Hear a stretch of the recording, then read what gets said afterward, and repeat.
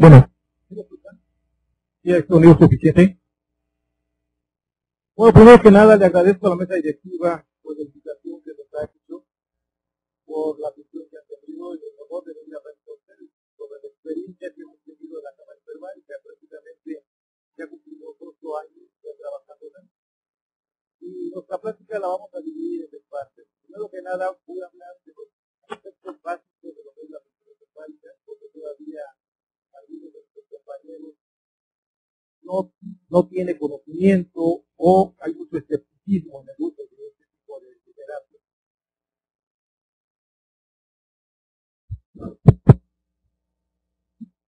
La segunda parte voy a hablar propiamente de los números que hemos hecho durante el transcurso de estos 15 años completos.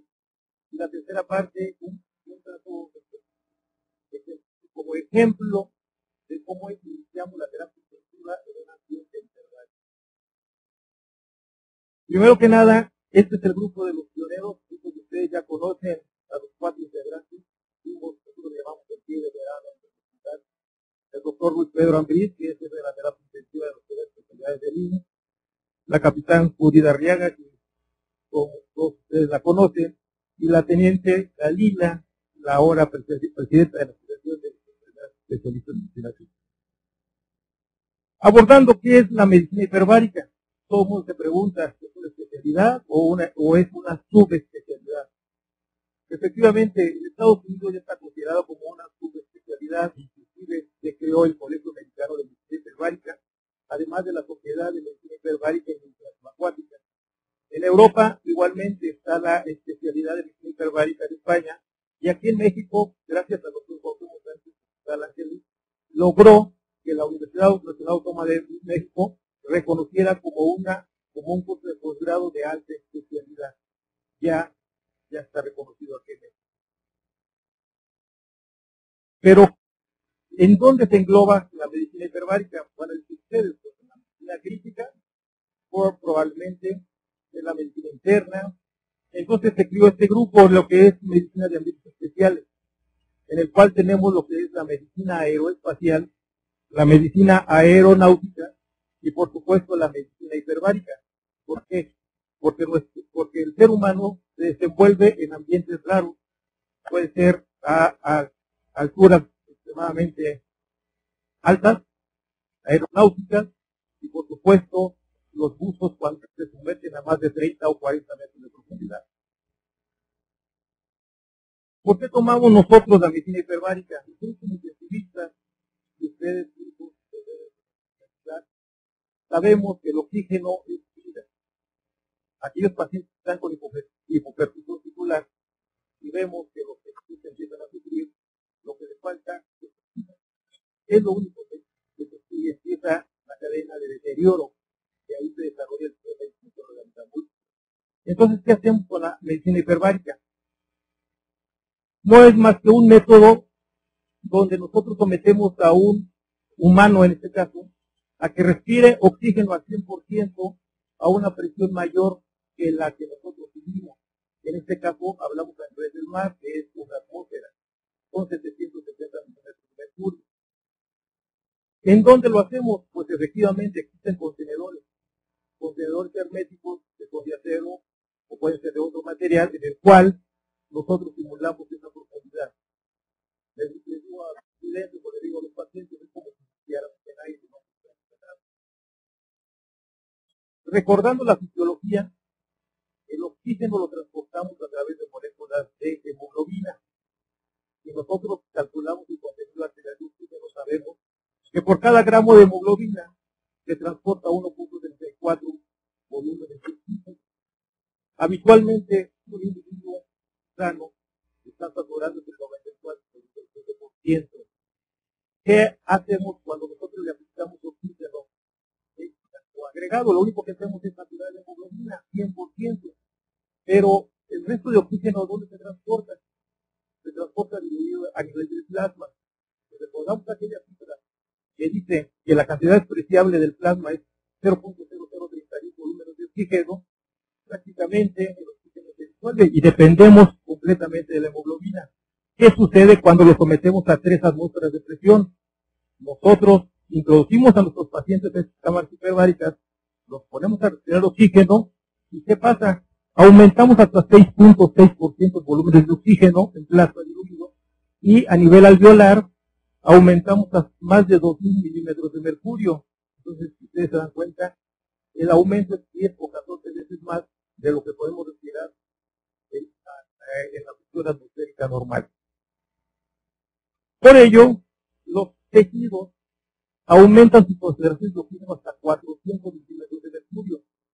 Nuevamente, si recordamos la fisiología, sabemos que el tejido no satura más de 30 a 40 milímetros de mercurio, estamos hablando de tejidos sanos.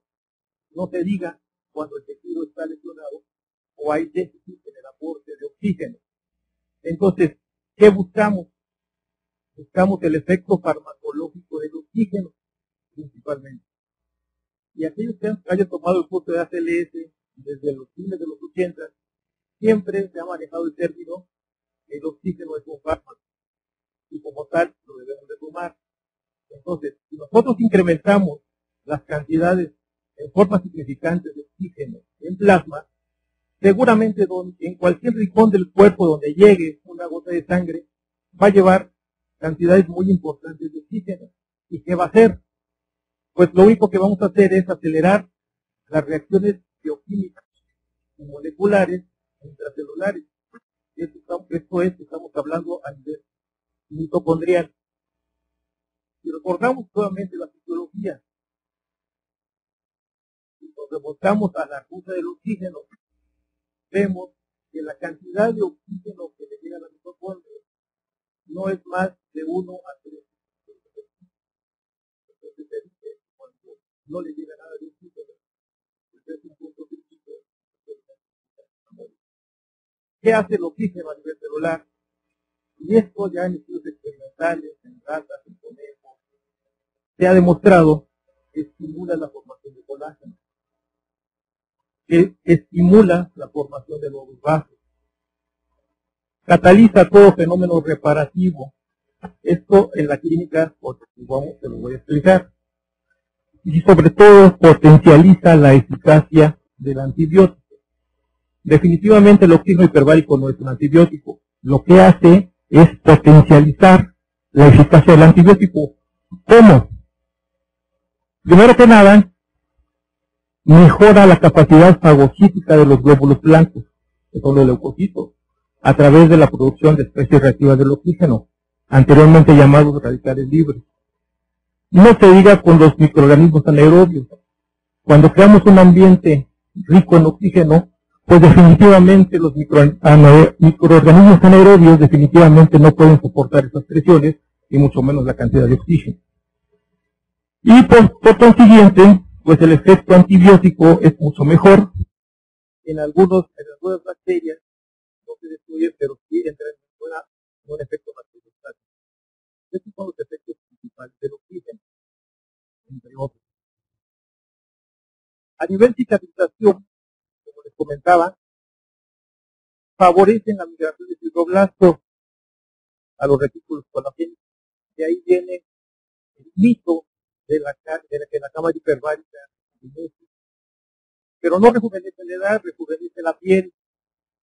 Como crean una nueva materia de colágeno, lo que está haciendo es que esas arrugas que se forman en la piel, pues lo único que hace es que se vayan estirando, entonces dan un aspecto de una piel suavecita, y de ahí viene el mito de que la cámara hiperbárica rejuvenece. De eso está ya tiene su cámara de Otro es de que en los pacientes, o principalmente los diabéticos o aquellos que tienen una insuficiencia arterial crónica, les favorece que empiecen a formar nuevos vasos sanguíneos.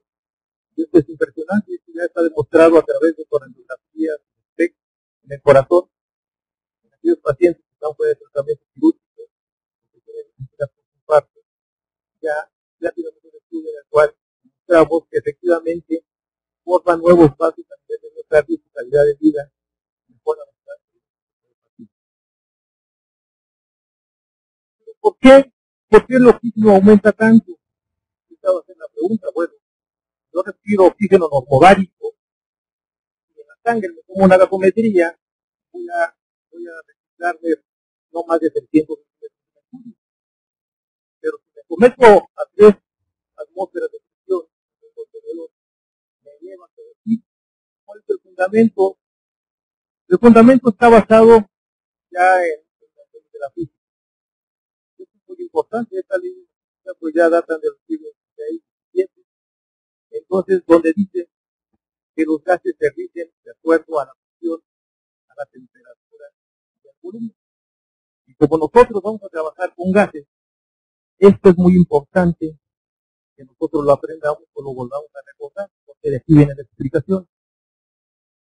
Sabemos que la atmósfera está compuesta de varios gases, de ahí viene la densidad, que la presión total de una masa gaseosa es la suma de las presiones parciales de cada uno de los gases. Sabemos que el aire está compuesta en su mayor parte de nitrógeno, y que en cambio en el oxígeno no llegamos al 15%. De ahí vienen las gases, el carbono, etc.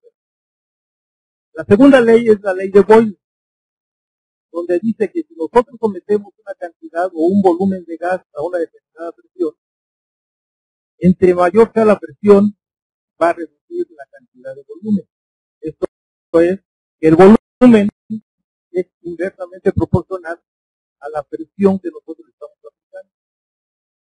Traducido en la cámara hiperbárica, ¿qué hacemos? Cuando nosotros presurizamos a una persona dentro de la cámara, lo que hacemos es que reducimos el volumen de gas y lo diluimos dentro del plasma.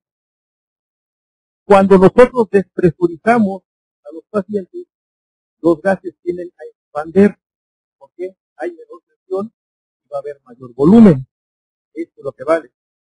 Entre otros fenómenos que por ahí se estudia en la literatura, para que ustedes lo entiendan, es el fenómeno de la colapón.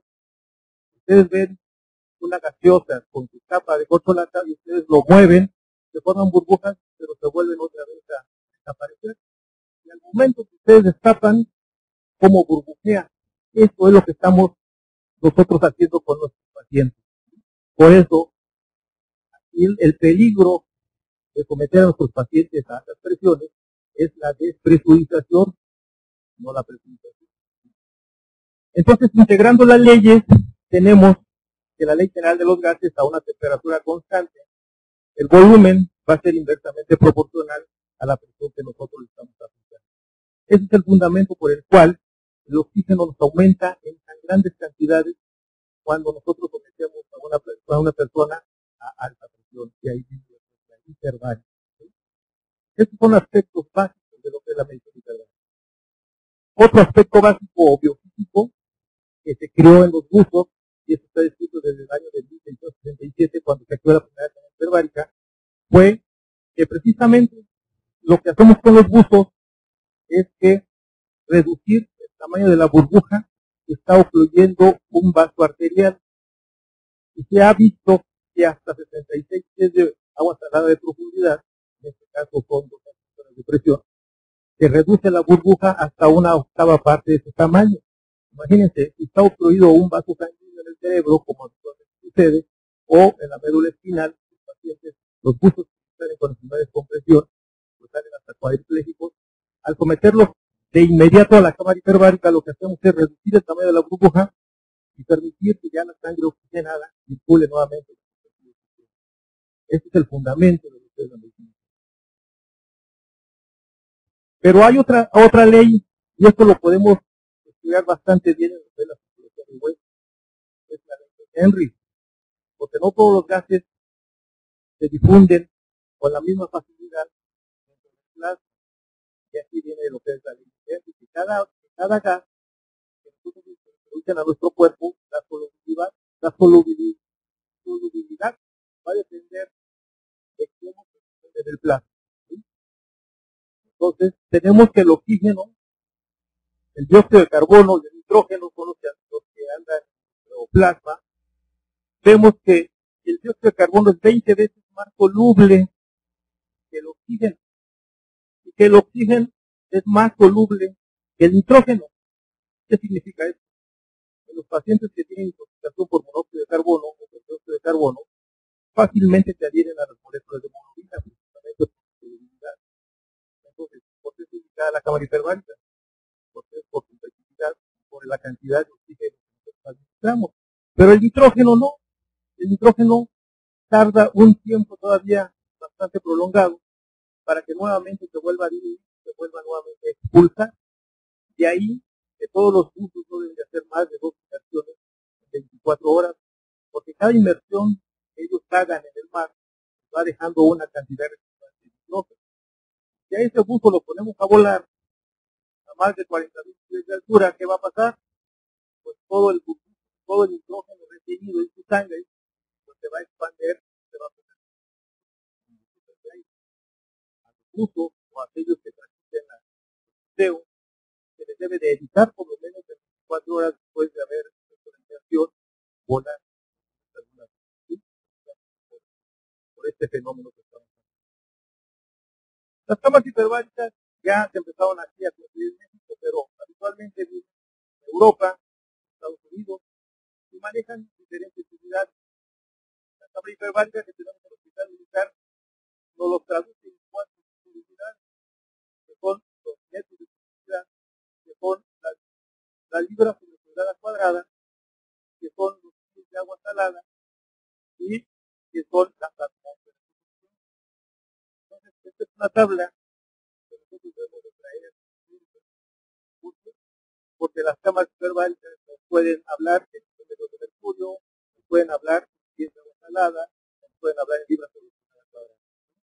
Entonces, una atmósfera de presión equivale a sumergirse aproximadamente a 10 metros de profundidad o a 33 pies de agua salada.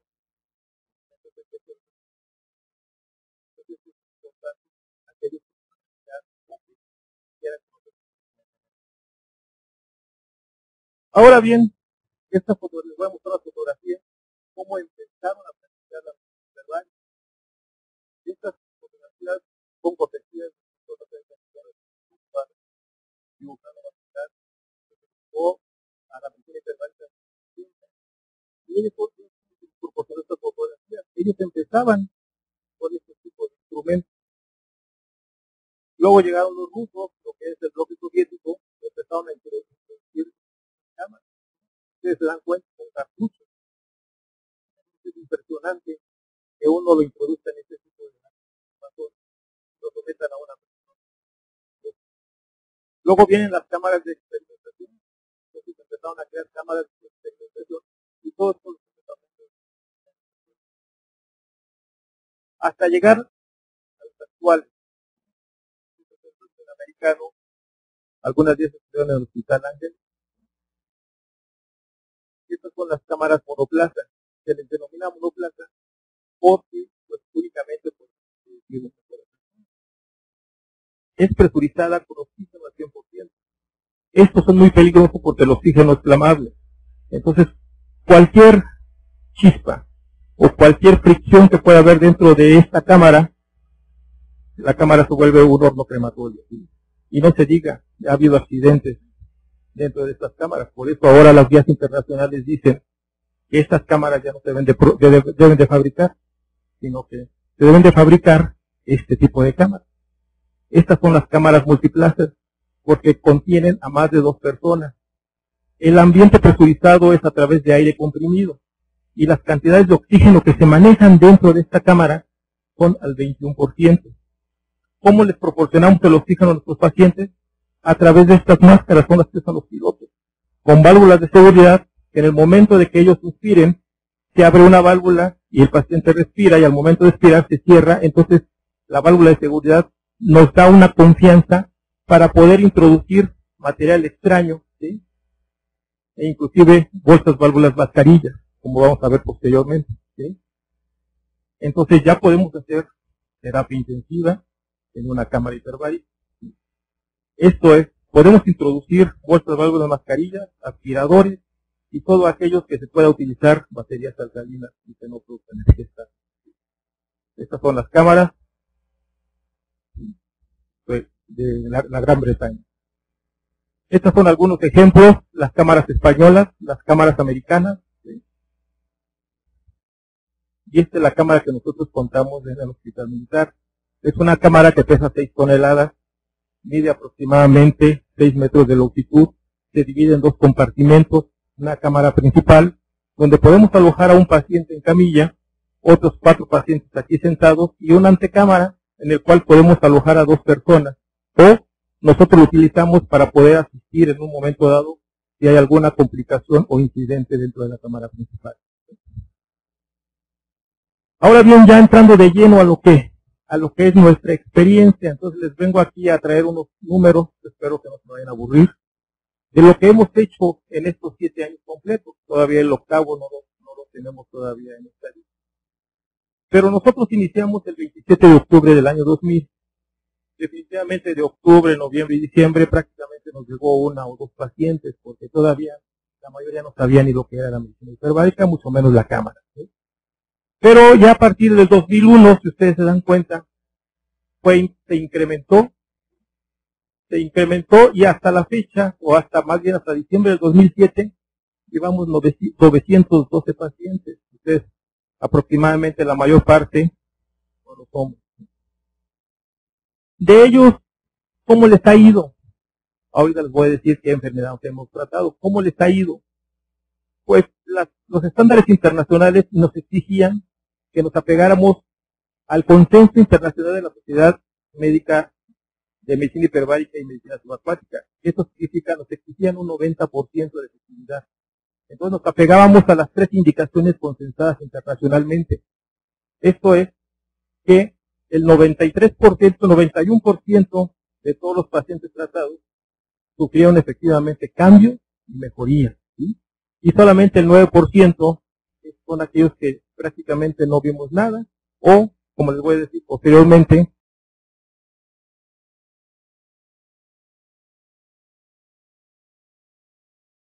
abandonaron el tratamiento en un momento dado. ¿Cuántas sesiones hemos aplicado al año?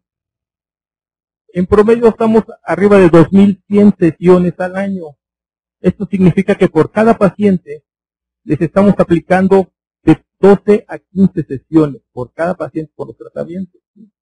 Entonces, en total, esta cámara ya llevamos más de 13.695 sesiones. Afortunadamente ya rebasamos la barrera de los 1.000 y tenemos opción ya para hacer investigación en nuestros pacientes. ¿Qué diagnósticos más comúnmente observamos? Primero que nada, los vasculares, los cirujanos vasculares, fueron los que más pacientes nos proporcionaban. Posteriormente, ya los ortopedistas, cuando vieron que las osteomielitis crónicas con más de 6 meses de tratamiento, la recuperación era bastante rápida, empezaron ya a mandarnos o remitirnos a nuestros pacientes. Pero ¿qué pasa? En el 2004, ¿sí? Se dispara. Los cirujanos generales observaron que en sus heridas infectadas, principalmente las gangrenas de Fournier, las mediastinitis, las mallas infectadas posterior a las cirugías de hernia, entonces mejoraron de una forma rapidísima y fueron los que más nos empezaron a enviar pacientes, ¿sí? Otros pacientes que hemos tratado son la cardiopatía isquémica y la sordera súbita, que ya, inclusive ya se publicó un artículo sobre la sordera súbita. ¿Qué otro tipo de diagnóstico manejamos? Retardo de la cicatrización, los cirujanos plásticos, en aquellos injertos complicados, en aquellos colgazos que están sufriendo. En las lesiones de columna también incursionamos. En la intoxicación por monóxido de carbono, afortunadamente, es muy poca la incidencia. Las mediastinitis, ustedes se dan cuenta, también las empezamos a introducir. Y entre otros, alcanzamos a meter pacientes con neumoencéfalo. Hubo un paciente que nos envió el neurocirujano porque se le retiró la sonda, la válvula de derivación ventrículo-peritoneal. Hubo un deterioro rostro caudal muy rápido, entonces le hacen una tomografía y la burbuja está ocupando más del 50% de la cavidad craneal. Entonces el paciente pues estaba ya con un Glasgow bajo, lo metemos a la cámara hiperbárica y con coraje de marcha despierta. Eso fue muy impresionante, eso lo tienen los eso. Cuando nosotros vemos que nos incrementa el número de pacientes con diagnóstico de infección de tejidos blandos, entonces analizamos qué tipo de pacientes nos están mandando. Entonces empezamos a ver que la gangrena de Fournier ya se está tomando como una rutina de mandárnoslo, o los abscesos en cuello. Esto los cirujanos maxilofaciales también ya tienen una tesis donde trataron a los pacientes con absceso de cuello con cirugía y vieron una diferencia significativa muy importante, ¿no? Y sobre todo las heridas quirúrgicas. Esto es por servicio. Cirugía es el que más pacientes nos manda, medicina, y aquí todavía nosotros tenemos la opción de tratar a los pacientes que vienen de la consulta externa. Pero este fragmento son de los pacientes que hemos metido en estado crítico a la cámara hiperbárica. Si ustedes se dan cuenta, aproximadamente 6 por año, efectivamente. Nada más que para meter un paciente, como lo vamos a ver a posteriori, necesitamos tener mucha infraestructura todavía. De todos estos pacientes que metimos, el 78% completaron la indicación que nosotros les dábamos. Por ejemplo, en la osteomielitis les damos 40 sesiones dividido en 2 ciclos. Un ciclo de 20, los hacemos descansar 4 a 6 semanas y les damos otro ciclo de 20. Muchos pacientes, pues, afortunadamente, lo cumplieron, pero el 22% no cumplieron el tratamiento. Algunos no llegaron a las 20, llegaron a las 16. ¿Por qué? Porque se veían mejor. Otros porque el hospital les exigía que ya no mantuvieran tanto tiempo hospitalizados a los pacientes. Otros definitivamente en forma voluntaria, como se sintieron bien, pues se fueron, ¿sí? Y algunos, por ejemplo, en este caso, el 3% de todos los pacientes, de los 912 pacientes, murieron, pero afortunadamente no fue por la cámara. Dos de ellos fueron por mediastinitis, 2 fueron por gangrena de Fournier y otro fue por una sepsis intraabdominal bastante importante. Porque fallecieron, pues nuevamente cayeron en la sepsis, los cirujanos no los volvieron a lavar, etcétera, etcétera. Pero afortunadamente, y toco madera, no se nos ha muerto ninguno en la cámara hiperbárica que se ha llegado. Pero no es inocua la cámara hiperbárica. Sí tiene efectos secundarios. El principal efecto secundario es que por la presión, si volvemos otra vez a recordar, que a mayor presión, menor volumen, y a menor presión, mayor volumen, entonces las cavidades neumáticas de nuestro cuerpo son las que empiezan a sufrir. En este caso es el oído medio, son los senos paranasales, ¿sí? Y en algunos casos descritos en la literatura es a nivel pulmonar. Podemos condicionar un neumotórax. Afortunadamente nosotros no lo hemos visto. Estos son los efectos que nosotros hemos observado. No son más del 1% anual. En total es el 4.8%. Lo que significa que si nosotros manejamos la medicina hiperbárica a las presiones indicadas y con el tiempo de exposición al oxígeno adecuado, los efectos secundarios prácticamente no se observan. Si ustedes han leído la toxicidad por el oxígeno, seguramente me van a preguntar, ¿ha habido crisis convulsivas? ¿Por qué suceden crisis convulsivas? Porque cuando hiperoxigenamos la corteza cerebral, hay una hiperactividad eléctrica, hay consumo de glucosa, el estudio experimental se hizo en ratas, ¿sí? En humanos está descrito que hay una crisis convulsiva aproximadamente por cada 10.000 sesiones, siempre y cuando sea manejado a presiones bajas y por un tiempo no mayor de 120 minutos de oxígeno, ¿sí? Entonces, por supuesto, nosotros afortunadamente no lo hemos observado, ¿sí?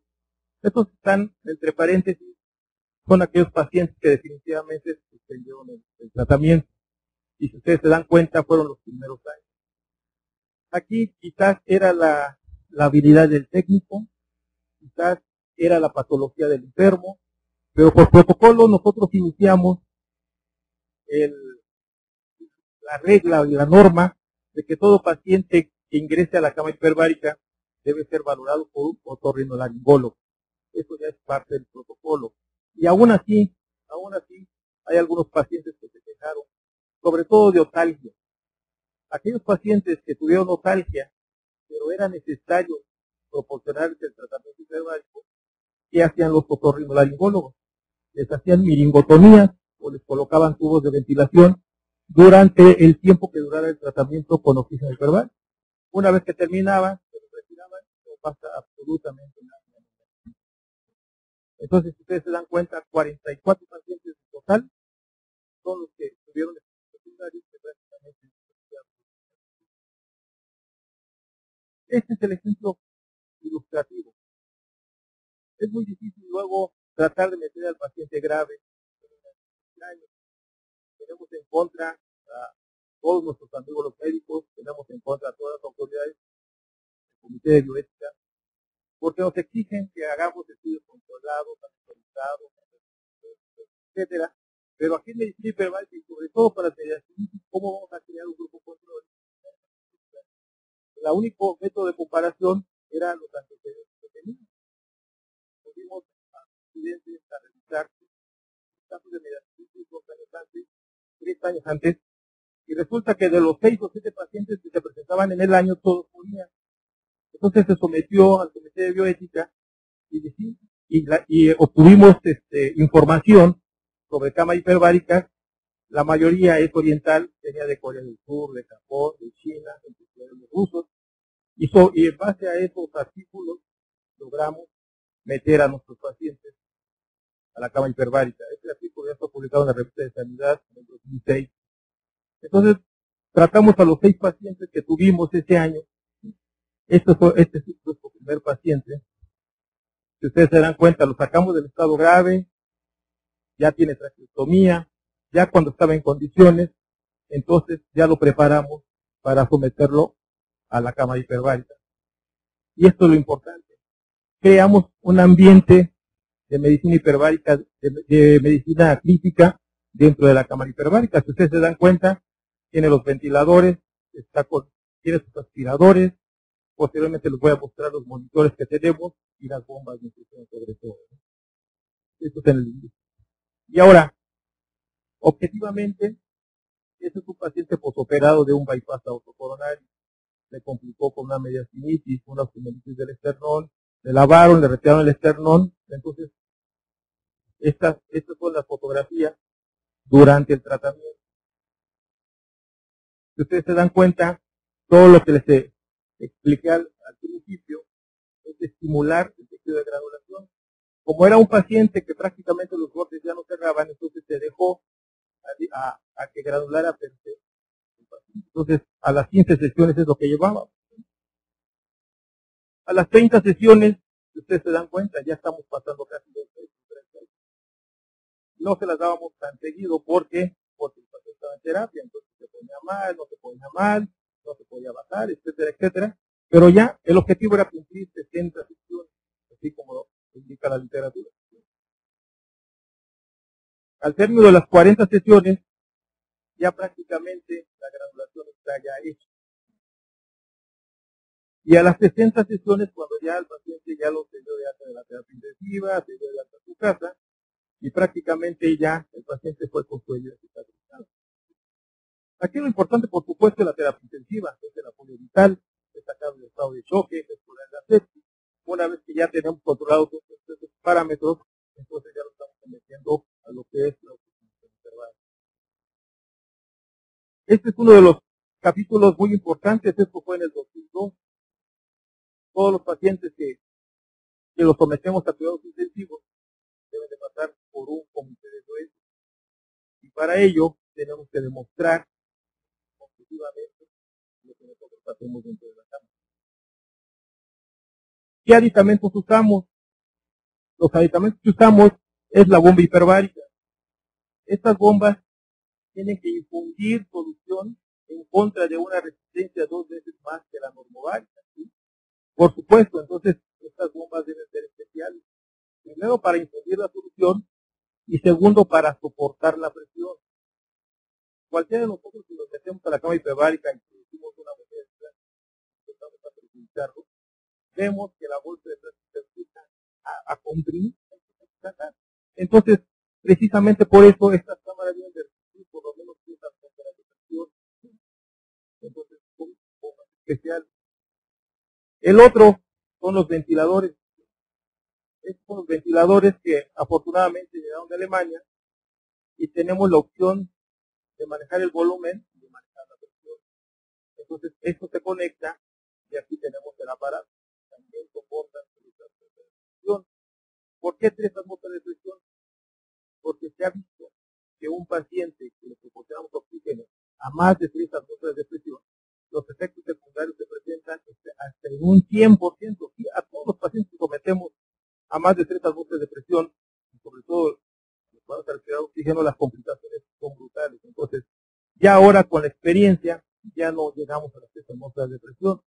Nuestros promedios de presión los damos entre 2.0 y 2.6 atmósferas. Y el tiempo requerido para oxigenarlos no es más de 90 minutos. De acuerdo al protocolo de la enfermedad, nosotros les proporcionamos 60 minutos de oxígeno al 100%, o cuando la enfermedad, por ejemplo, en la gangrena gaseosa o la mefastitis necrotizante, les proporcionamos hasta 90 minutos de oxígeno, ¿sí? Pero no a más de 2.6 atmósferas de presión. Y por último, estos son los monitores. Afortunadamente, estos monitores también soportan, y si ustedes se dan cuenta, nos monitorean el trazo electrocardiográfico, la temperatura y la presión arterial no invasiva. Inclusive tiene un módulo compatible con los módulos que usamos en las terapias intensivas del Hewlett-Packard, este tipo de monitor. ¿Cuál es nuestra meta? Estamos convenciendo a los cirujanos plásticos. ¿Por qué? Porque nuestra meta es tratar a este tipo de pacientes. Todavía la mayoría de nuestros compañeros médicos cirujanos todavía son escépticos en este tipo de terapia. Pero la experiencia nos dice que el quemado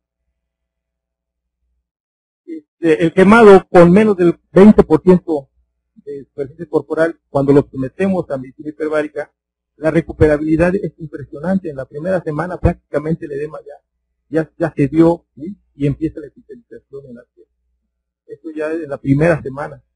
Pero el gran quemado todavía es un reto que nosotros nos vamos todavía a poner, como por ejemplo este paciente. Este tipo de pacientes son los que debemos de salvar. Ahora con el accidente que hubo hace poco, ustedes oyeron, desgraciadamente, pacientes con 50% de superficie corporal que están muriendo. Entonces, además de todos los efectos que tiene el oxígeno a nivel celular y bioquímico, y la ayuda que le ofrecemos con el uso de antibióticos, también le mejoramos la cicatrización.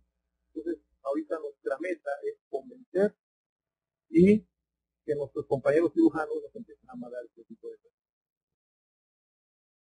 Creo que ya es todo. Esto es la experiencia que nosotros tenemos. Ahorita ya vamos a cumplir el 2008, todavía son unas 1.200 sesiones más todavía, y el número de pacientes se incrementó seguramente a más de 1.000 pacientes todavía. ¿Alguna pregunta?